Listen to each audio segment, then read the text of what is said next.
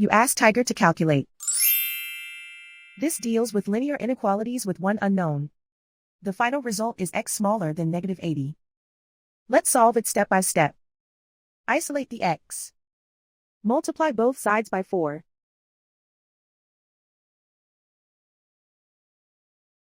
Group like terms.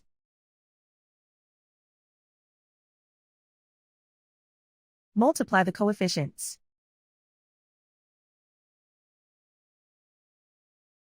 Simplify the fraction.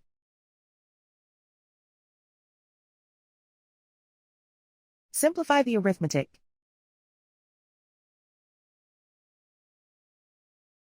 Plot the solution on a coordinate grid.